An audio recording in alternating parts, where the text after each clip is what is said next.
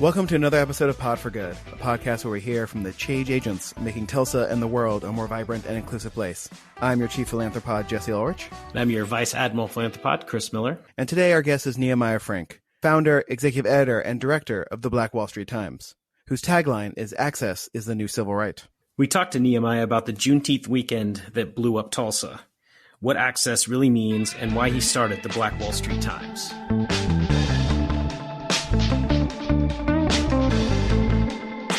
We are very excited to have Nehemiah Frank, the founder, executive editor, and director of the Black Wall Street Times on the podcast today. Nehemiah, hello. Hello, and hello everyone that's listening. Yes, hello to our listeners. I know, we don't ever say hello to our listeners. So. We should. Yeah. Listen, I would like to say to our two Australian listeners, good day. So, wow. Yeah. They're probably bots, but just in case they're not, I want them to know we're listening. So, Nehemiah, it's been a very eventful, let's say, 6 weeks for you. So we're recording this on July 6th. It'll probably come out near the end of July. But we're going to take our listeners back to June 10th when it was announced that President Trump was going to sort of restart campaigning publicly in Tulsa, Oklahoma, originally on Juneteenth itself. And he announced that on June 10th. I thought maybe late May. I didn't realize it was only less than 2 weeks before that rally was going to happen. Yeah. 3 days after that, he announced he was moving it to June 20th out of quote-unquote respect. But from my understanding, at that moment when he announced it, Juneteenth celebration wasn't actually scheduled. It had been canceled because of the pandemic we were living in. And then I guess I'm wondering from you, what was the decision to be like, well, we need to do this now? So I think it probably happened, I would say, over the night. I kind of thought about it. And then a friend of mine's, and Ken Levitt, called, like, I don't know, it was the earliest I had ever received a call from him. I think it was probably like, I don't even know if it was 7 o'clock in the morning yet. He was like, "Yo, we got to do something." And I'm like, "Oh, yes, we have to absolutely do something." And so we just kind of like started brainstorming. And then I called a friend of mine's, Dr. Tiffany Crutcher. And I said, "Hey, this is happening. We need to do something. This is what Ken is saying. What do you think?" And she's like, "Oh yeah, we need to get something planned." And so previous to the Juneteenth celebration and just planning it, we had been protesting in the streets amid COVID, right? Which is just insane. But we were able to get masks and have people out there trying to encourage people to social distance. But yeah, June was probably the hardest month I've ever worked in my entire life at the Black Wall Street Times and just period as an adult. For sure. It was the hardest I've ever worked. And I think Juneteenth week itself, I don't even know how much I got. I don't know how much sleep I got that week. It was very, very stressful. I mean, I could say just following you on Facebook was exhausting that week. I was just like, wow. I mean, that was a very stressful week, I think, for anyone who sort of, I don't know, pays attention to things. Mm-hmm. Well, and on top of planning everything else, you also came out with your first paper copy of Black Wall Street. So having to work with the logistics of that on top of everything else had to be a lot too. Yeah, I would say I'm thankful that someone with a lot of experience. Oh, wow, there it is. I've got it in my studio. I'm going to frame it. But yeah, a person I had never met who had been vetted by some of my friends. His name is Ryan Fitzgibbon. He came from New York, and he owned a magazine company that was pretty successful up there. And so he came and offered his help, and the rest of that story is history. So he helped out a lot. He pulled people together. They pulled material that we had already printed in the Times and some new things to go in that special edition for Juneteenth. So why did you think it was important to come out with the physical copy rather than continuing just with the digital version? Well, so our slogan is access is the new civil right. And we wanted people to really, folks who don't have access to, of course, be able to attain a free paper. But also we wanted to create a tool that would be an artifact for the time that we're living in. But also, there was a poster in there, a Black Lives Matter poster that people were able to mount to their windows or wherever they wanted to put it, just to be as loud as possible. That was the other point of having that paper, to say we're here and we're spreading out more information about this nonsense that's going on in the United States in 2020. Yeah. So the sort of tagline for the Black Wall Street Times is "Access is the new civil right," and I want you to elaborate on that, just because I want to make sure that I'm covering all the things that access could mean when I think about this. Yeah, I mean, so access to education, access to Black culture, what we're actually thinking and not what someone is thinking that we're thinking about, access to information that is probably, I would say normally would cost money. African Americans make less than just about every other ethnic group in this nation. And so to charge someone access to a paper, it just doesn't seem, I don't think it's right. But that's me. I know that we live in a capitalistic society. And of course, you have to have some sort of funding model to be able to like support yourself and pay your employees. But I mean, I feel like it's kind of asking a lot, even if it's $1.50 or $3. It's asking a lot to people who come from a plight that's been oppressed for centuries in this country. During this pandemic, the unemployment rate, and I'm sure Trump doesn't want to hear this, for Blacks soared as high as 52%, which is just insane. And then they wonder why, there's all of these shootings are rising in these inner cities, and there's this so-called Black on Black crime that's taking place. Well, they don't have a job and it's hot outside, so people, their tensions are high. I was literally arguing with someone on Facebook last night, and I was trying to do it as rationally as possible, but they were giving me the all lives matter thingamadoo.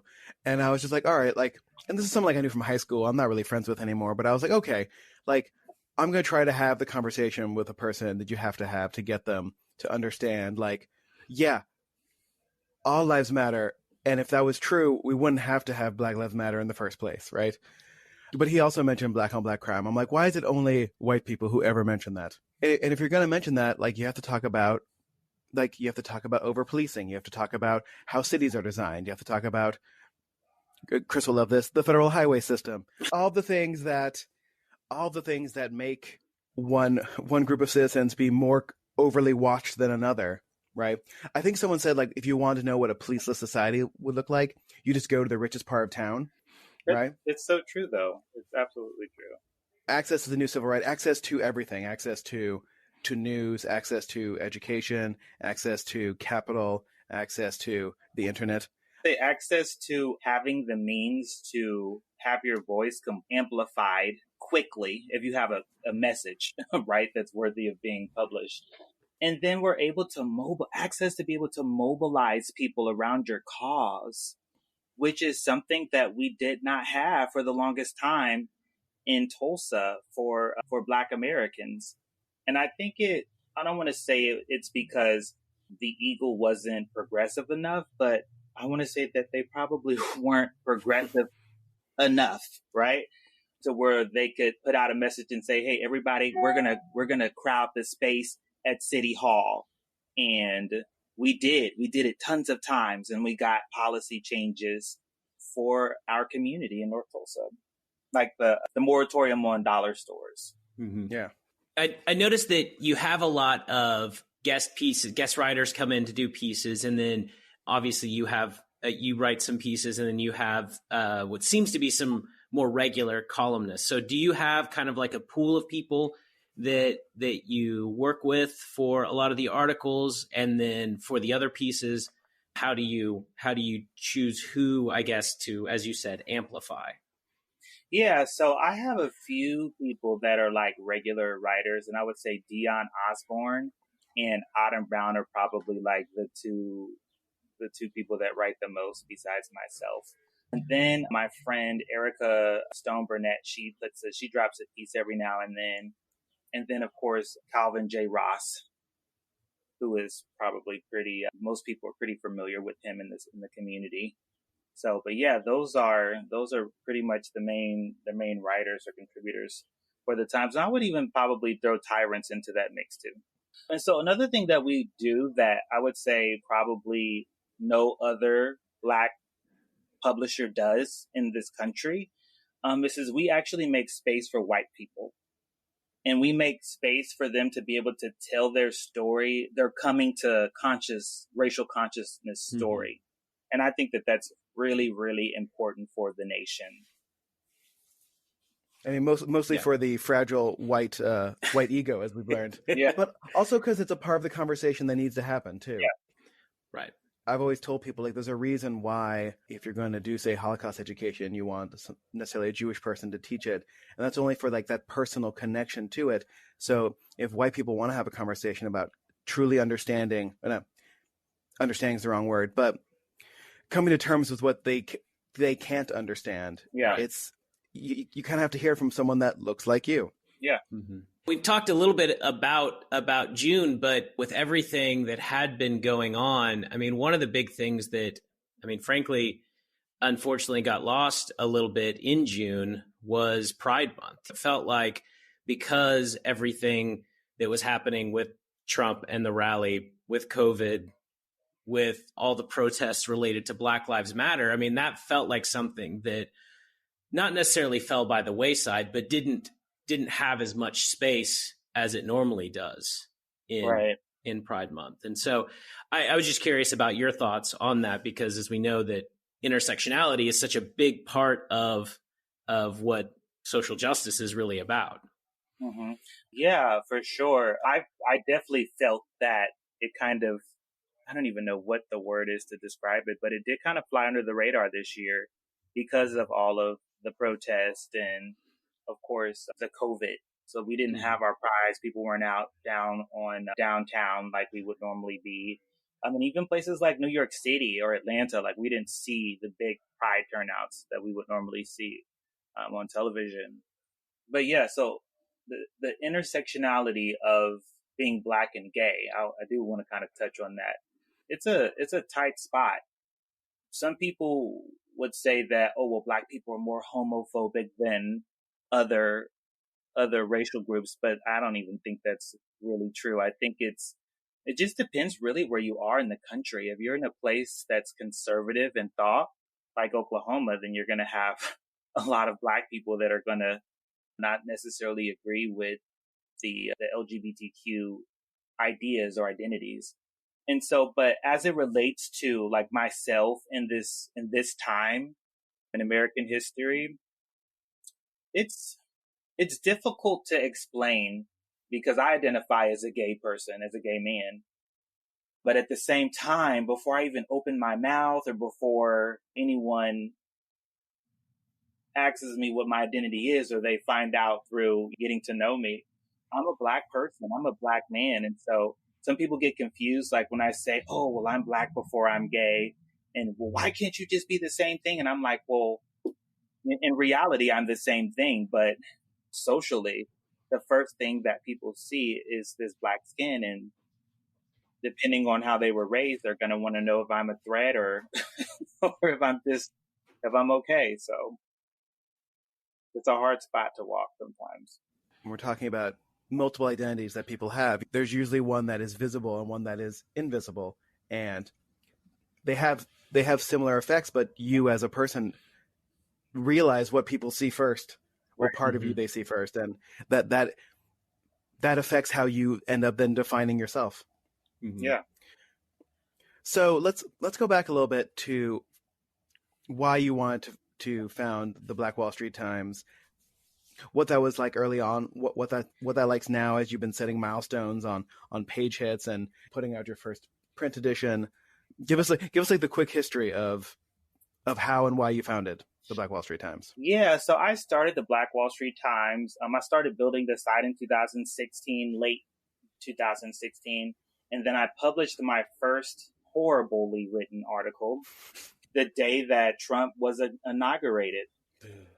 That was the first piece I put out. And at that time, I didn't know if it was just going to be a blog or if it was going to turn into what it is today. And I feel like there were times where I felt like it kind of ran away from me because it just seemed like it was so overwhelming that people wanted to know what I was thinking and those types of things. I don't have a journalism degree. I went to school for political science. And so it's been weird. Like, I feel like I've had imposter syndrome for like the longest time. And I feel like maybe I would say probably since last summer is when I just started. And that's from 2017 to 2019 that I'm just now getting over that, where I'm feeling confident and comfortable in the decisions that I'm making. It took quite a while for sure. But I started it also because there was this void. There was this empty space where Black people were being perceived a certain way in the local media. And it just seemed like kind of the way the media portrayed us was that we were just ranting about nonsensical stuff that we probably should just get over and, right, move to the suburbs for a better school, like we have jobs, right? But yeah, there was a lot of there's tons of reasons. I could name tons of reasons, but I would say the biggest thing is like I saw the power behind owning a media company and what we could do if we had such influence. So, well, it certainly seems like you tapped into a need and a niche that's been there for a long time. Have you seen any of the local media shift at all? Having seen a group of people come to you, seeing that and thinking, oh, well, maybe we need to try to get some of those readers back. Yeah. And so like, as far as like the readers, I feel like they kind of like, there's enough people to go around for everybody. And I understand people like to read the Tulsa World. They like to read the Black Wall Street Times. They like to read Tulsa People. And I think that's great. It's good to be able to have choice and to be able to go between different places. As far as like the main, like the news stations, the television news station, I have seen a shift in how they report. And it's probably because they know that I am capable of calling them out and reaching a lot of people. I've called out the Tulsa World a few times and they invited me to sit on their board. So, which is great. So I could like kind of say, hey, this is probably not a good idea, or maybe you should do like this. And they're pretty good about it. Like they'll reach out and a few editors will hit me up and they'll say, what do you think about this? Does it sound like this could be that word? Racist? Yeah, maybe. And, I don't know. Let me look at it again. And even when it comes to like the television news stations, they're different because they're not print, but we will call them out too. I think it was like a few weeks ago, just before Juneteenth, we did a video live stream with Courage and Ariel Davis from Focus Black Oklahoma and Autumn Brown, who writes for the Black Wall Street Times. Girl is smart. She's working on her PhD. She's going to probably get it at the end of the summer. And we were just talking about the bias, like the racism that we see in the local media. And that thing, I don't know, it probably has over 10,000 views now. And a lot of people in the media were talking about it. And some even reached out and said, thank you for this. Do you see that as a avenue you want to expand, doing more video, putting out more videos from Black Wall Street Times? Absolutely. We streamed the Juneteenth celebration on our site, even though it kind of got behind a little bit. But we actually partnered with BET News, which is insane. Like, I'm like, you guys want to partner with us? Like, big as you are. But yeah, so it was great.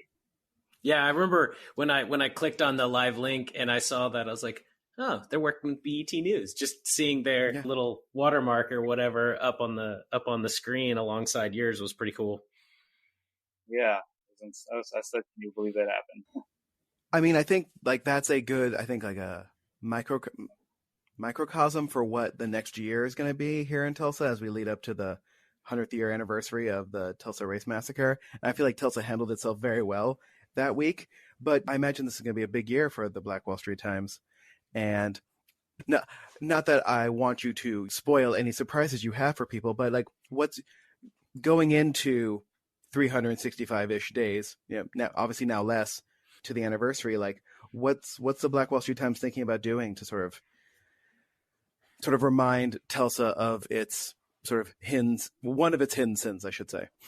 Yeah, so we're definitely going to do more video series around just like conciliation or reconciliation, if that's what you want to call it, and just having conversation. So I don't know if you've seen Jada Pinkett Smith's Red Table Talk, or the little table talk that she has. So conversations like that. So Suzanne Schreiber and I are planning to sit down, and we're going to do our own little video of, and I don't know, it might be like 20 minutes long, but it'll just be it'll just be a conversation. We'll probably have to have different clips and stuff to make it short, and we're just going to tell our story of from trying to get the name change Lee Fool to Council Oaks, and what we went through as human beings, and how we both had our own faults, and how we grew from that into better people, and with the hopes of hundreds and thousands of people seeing it and being able to have conversations with other folks. Considering how hard you had to work to get the school's name changed, what do you think about this moment we're in, where a lot of things that had been wrong since the beginning are quickly changing, like getting rid of Aunt Jemima and Uncle Ben, and the Redskins are going to change their name, like Eskimo Pie? What do you think happened? Yeah. Is Eskimo Joe's going to change their name yet? I don't know. No? Okay.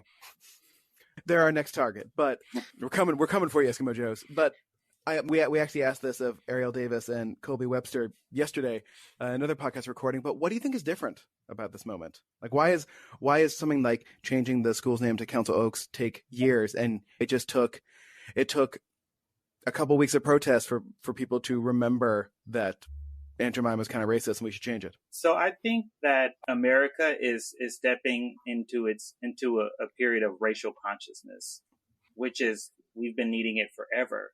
But the reason why why we're moving into this era is because if you just look back to history and you think about what took place on Bloody Sunday, people were visually able to see the police like brutalizing people and letting these dogs on them, and the water hoses, and they saw children suffering, people jumping off of the bridge to save their own lives. And now we're able to see it again. And so I want to phrase it like this, because it's really important. So there was Bloody Sunday, and there was tons of other events that were recorded and taking place. And then we just kind of had this gap in the media where people were, okay, well, we've got civil rights passed, we've got this, they've done their march, okay, everybody's good. Black kids can go to any schools they want, white kids, all of that. And of course, there's still racism that's taking place, and systemically. But you think about what happened just before the mass protests broke out all over the world, is you have the death of Ahmaud Arbery, which is caught on camera. You have the death of Breonna Taylor, which happens like a week later as far as hearing about what's going on. And then the very next week, we have George Floyd being murdered on television by a police officer. It happened so close together that the top just blew off, and I think everything just kind of came out. And so Black people were just protesting, oh, well, we're just pissed off because police are brutalizing our communities. We have 400 years of injustice that America has yet to really deal with. And so it's bigger than just police officers slamming two little Black boys on the ground in North Tulsa for jaywalking. It's 400 years of receipts that have not been paid. I mean, it's kind of sad that it had to take like those three things happening in such quick succession for I guess parts of white America to understand the frustration of Black Americans. But what do we do with this moment? How do we not lose it? How do we not create that gap that happened in the 60s after the protests and after the civil rights movement? Not to put you on the spot to speak for all Black Americans. Or all Americans, really. Yeah, that's true. So I think that it's important for the white Americans who want to see racial unity in this country to really step forward, and they have been doing that these past few weeks. I've never seen so many white people at a Juneteenth celebration in my entire life. But I was just thinking, like, man, this is what America is supposed to be. Like, we should be celebrating everybody's history because we're everybody. We're the world amalgamated into this dish of a social project, right? And so I think that that's what we have to do. And we have to listen to each other. Like if indigenous people say, look, we don't want you to come to the fucking Black Hills because this is what you stand for and you're over here protecting Andrew Jackson and this is what he actually did to our people, you have to respect that. And the current administration has shown time and time again that they do not respect vulnerable or people that are indigenous people or Black people or people from the Middle East or Asian people. Like, it's just insane, the stuff that comes out of his mouth. I can't even believe it sometimes. But yeah, we got to stand up for people and not just look the other way. We have to get uncomfortable.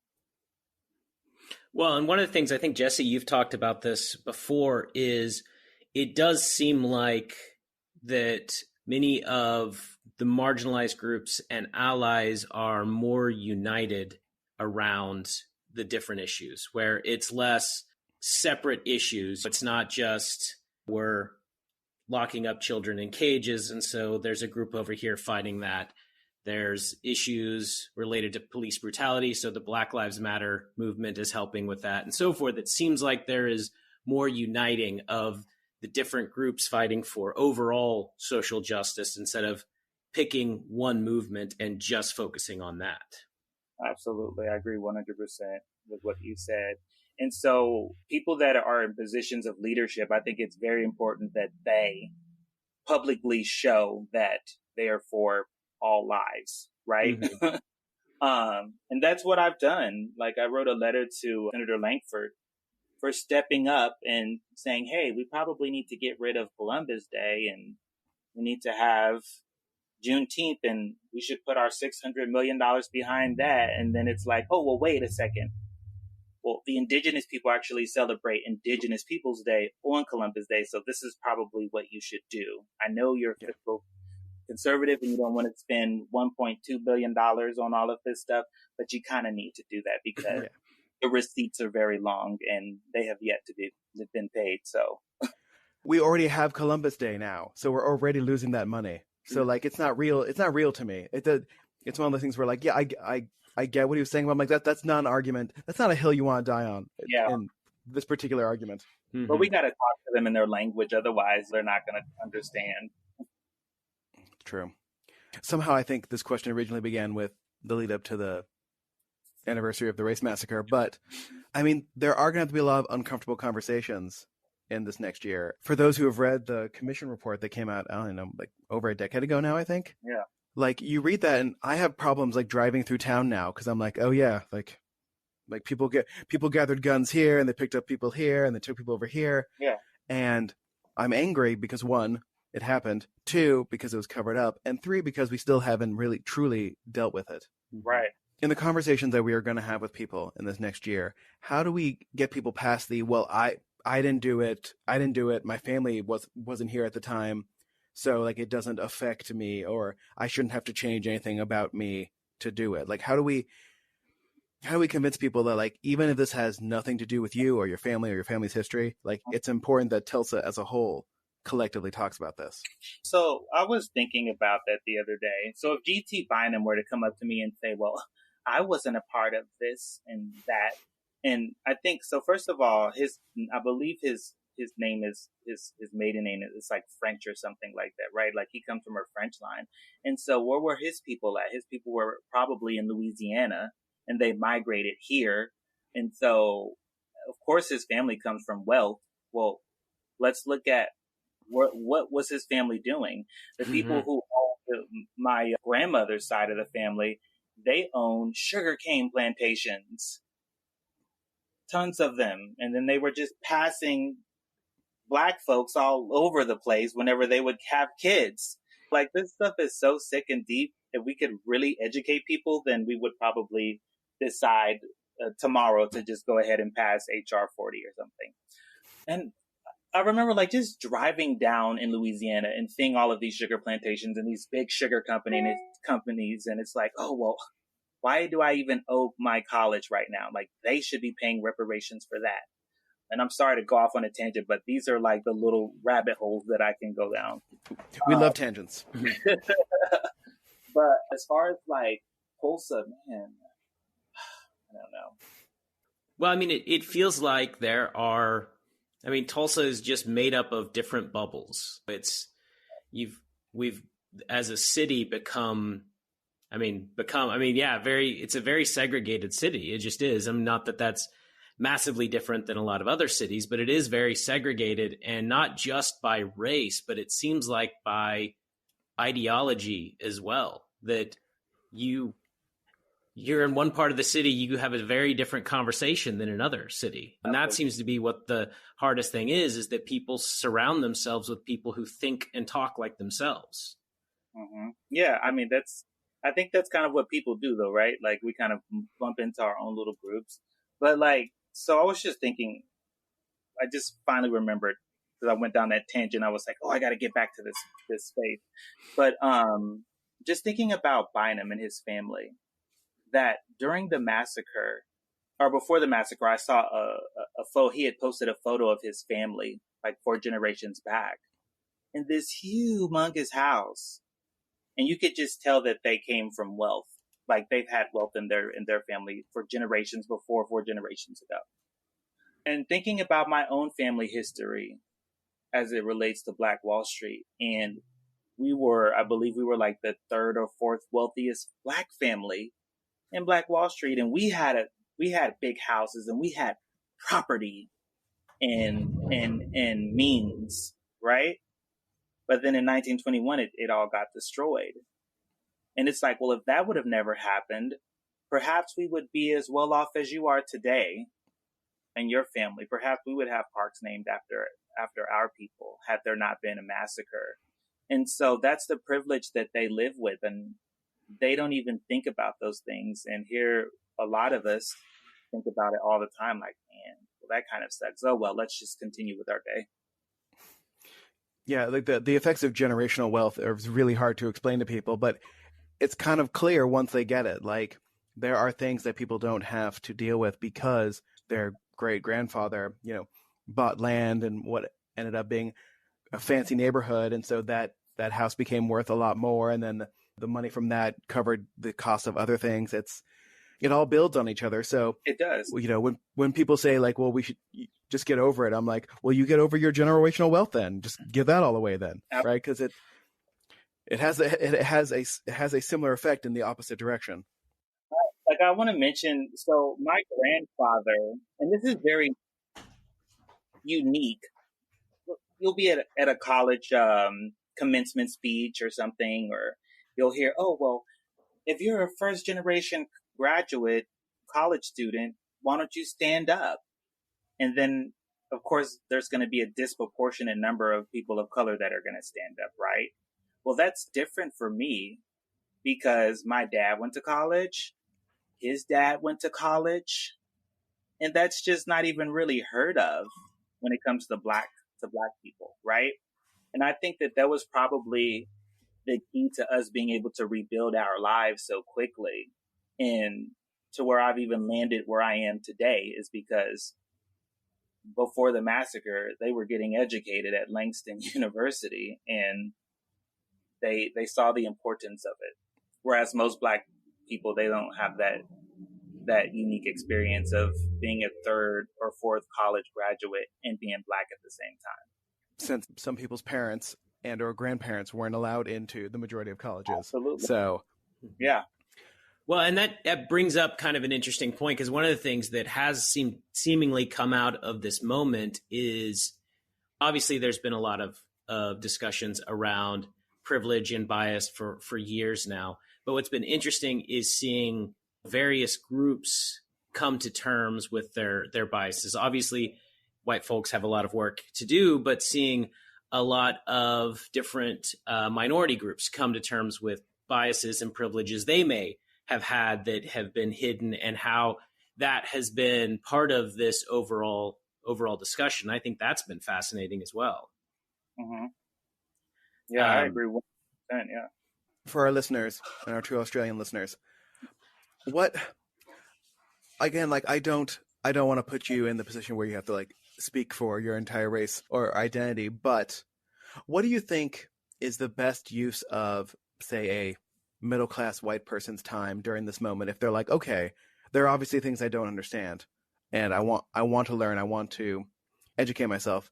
Where should they go, other than the Black Wall Street Times? Of course. I would say go to Fulton Street Books in North Tulsa, or you can even go to Magic City Books because they've got some great stuff there too. And just start educating yourself about Black history. I always recommend the book Stamped from the Beginning, which is it is a big book. So if you don't want to ingest all of that, you could do the abridged version, which is Stamped. So I recommend starting with that. And then if you feel like you've got some issues with just the word Black or the word racism, then probably you need to delve into white fragility and read up on that. So yeah, there's tons of books out there, but I would say those two are probably the starting points. And then once you get past that, I would say the third book you should read is How to Be an Anti-Racist. I would say that's the third book in that order. I just downloaded that one, so maybe I'll save that one and go back and come back to it. So what about specifically with the Black Wall Street Times? Because we always like to give our listeners the opportunity to not only be able to connect with our guests, but also how they can help, how they can, whether it's magnify, donate, whatever. So how can they connect with you and Black Wall Street Times, and how can they help? Yeah, so we have a GoFundMe right now, and I think we hit 25,000, which is awesome because we've never been able to really raise money. But I think everyone's kind of waking up and saying, "Oh gosh, we really do need to put our feet on the ground and start helping out." So that's one way. And of course, just to share, like if you don't have the means, that is perfectly fine. I know the economy is swimming for its life right now. So if you don't have the means to donate, then you can just share or just like, or just leave a comment. Like those things are really, really impactful. And even to me, sometimes I'll just get an email from some random person somewhere in the country, some random white person, and they'll say something to the extent of like, "I'm so happy I found your page, and I've been learning a lot, and my family is extremely conservative, and sometimes I feel isolated, and I feel like I can't even have a conversation with them." There are so many white people out there that are like that. They're coming into their racial consciousness where they understand their whiteness in relation to every other person of color in the country. And they feel like they're by themselves. So when like they reach out, I'm like, "Oh man, I want to help them." So at the same time, it's like, and they're trying to help me, and it's like, well, you probably need some help too. Let me get you some resources. Here's somebody to call. So, but that gives me hope. Like, yeah. I really do believe that we're better than what appears to be flashed on television right now. So is Facebook the best way for them to connect directly with Black Wall Street Times? Yeah, I would say probably Facebook, and then we're on Instagram and we're on Twitter as well. So you can connect through those. I don't know how to use TikTok yet. I'm really trying to convince myself that we probably need to do TikTok and Snap. Yeah, I feel like for those video-based ones, like you should be able to make one, and like another program sends it to both like TikTok and Snapchat, because like I don't have time to make two separate video type things. Come on. Yeah, that takes time. Mm-hmm. I'm not a teenager. I don't have this kind of time. Yeah. So other than not counting June, when you were super busy doing amazing things, during this pandemic, what have you been doing when you're not working during your downtime? What's been your sort of pop culture comfort food? Oh my God, Oreo cookies, without a doubt. Yeah. So actual comfort food. Yeah, man. I don't even know what comfort food is. I know what Oreo cookies are, though. But man, to be honest with you, I feel like I work all the time. Like I try not to work, and then something comes up, and I feel like this is like my life's ministry or my life's work is to constantly be conscious of what's going on in the world. And when the moment, and like being in media, like it's a 24-hour turnaround. So you've got to like hit it hard right there, or you're going to miss the window of making a deep impact. Do you have any like movies or TV shows or books that you've been reading when you kind of need to clear out your headspace a little bit, or just no time for that right now? So here's the thing, like when I say it's like my life's work, it totally is. So if I don't like joy read, like I'm always reading something that's going to be able to make me think critically and in some sort of way I can apply whatever I'm reading to what I'm writing about or what I'm talking about with a group of folks. But that is, I would say probably before then, what was the show that I was watching that everybody else was watching last year? So the one with the girl with the dragons. Oh, Game of Thrones. I was like binging the hell out of that. Yeah, I would just make my house all dark and stuff and just make it super cold, and I would just get into that. I think that tells us a little bit about how 2020 is going with Game of Thrones being the last show you were able to kind of dedicate time to and watch.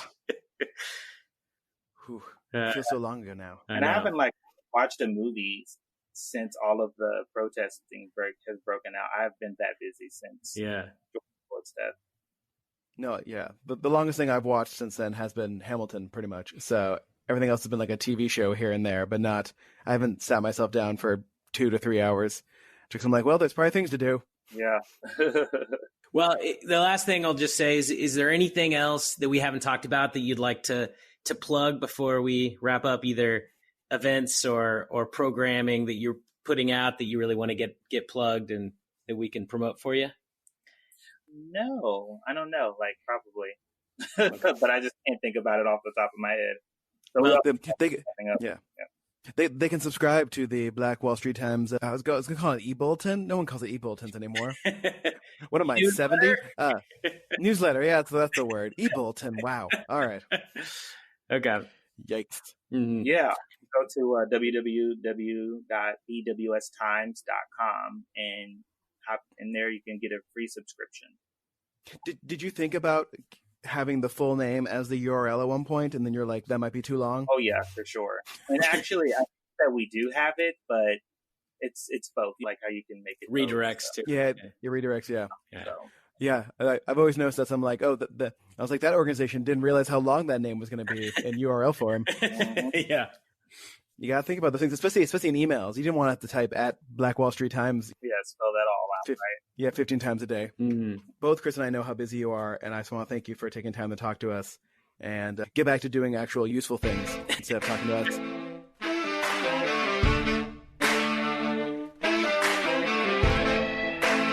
Thank you all for listening to our conversation with Nehemiah Frank. If you are too tired to Google the Black Wall Street Times, you can click on the link in our show notes. And please subscribe to their newsletter. Check them out on Facebook. They've got some great videos and they've got some great articles. Please remember to subscribe to this podcast anywhere podcasts can be found. And again, Tulsa, be safe out there. Wash your hands. Get it done. Wear a mask.